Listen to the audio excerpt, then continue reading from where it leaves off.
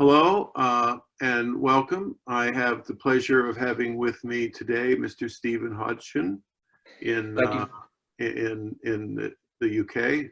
How are you, Stephen? Thank you, Phil. I'm very well. I'm pleased to be talking to you today and catching up with you today. All is well with me, all is well as with my family. Yeah. So, Stephen, in my opinion, is one of the smartest guys I've ever met because he came up with this concept of placing equipment in hospitals for 25-year periods. And it really was an innovative strategy that was copied by a lot of big OEMs. And then he built his company and sold out, and now he's living the life of Riley, but also he started another ultrasound business. So first of all, Stephen, how are things in the UK?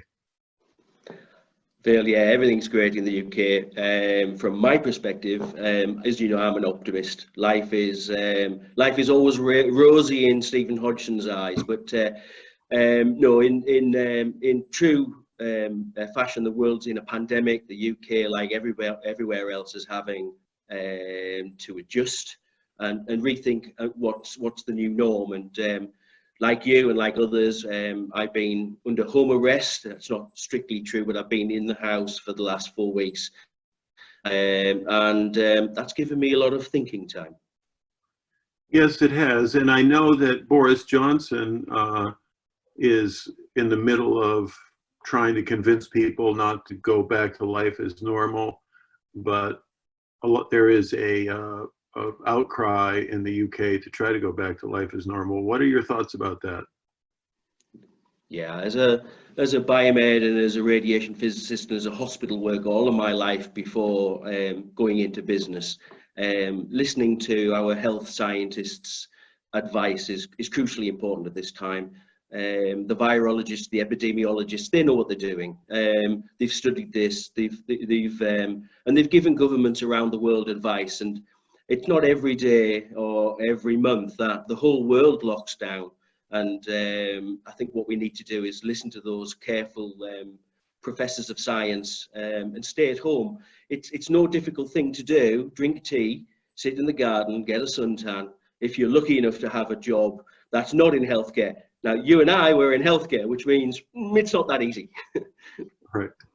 So your business, you're in the ultrasound and ultrasound probe business. How is the pandemic impacting your business?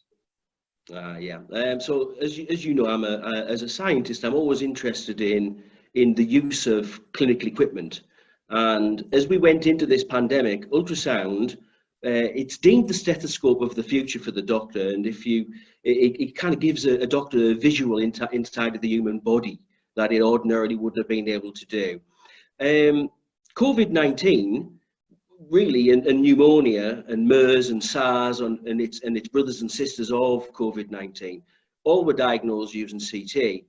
Throughout this pandemic, some of the top doctors and sonographers have used ultrasound.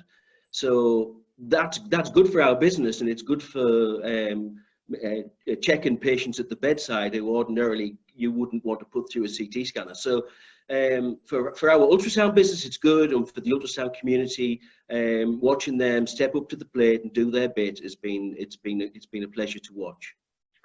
But is supplying more difficult? Is shipping more difficult? Are logistics more difficult?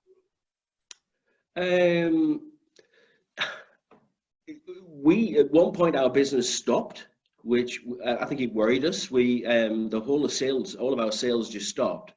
But then it bounced back and came back further than where it was before. So our revenues dipped and then increased. So it's a trying time. It's a trying time for all of supply and logistics around the world. As we know, it's a tough time. But we're trading well. We're trading with the US. We're trading with the rest of Europe. And business for us is business as usual. Okay, well, that's good.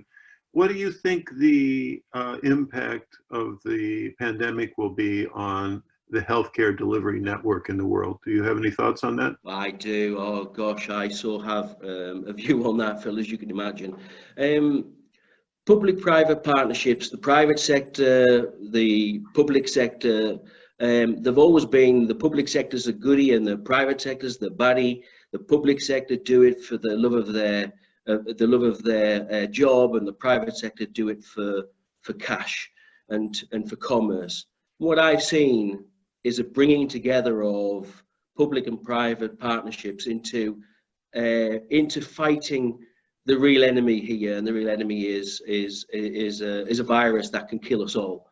And for once, all of those prejudices were put away, certainly in the UK, and we watched the army and the hospitals and the private sector all work harmoniously together to get the job done. And I think that that gives me a great faith in humanity going forward. So you really are an optimist, and I love you for that. I love you for that.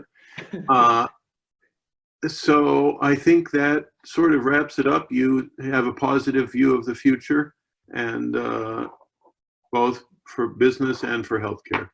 So I want to thank you for spending time with me today, Stephen, and you're a beautiful man.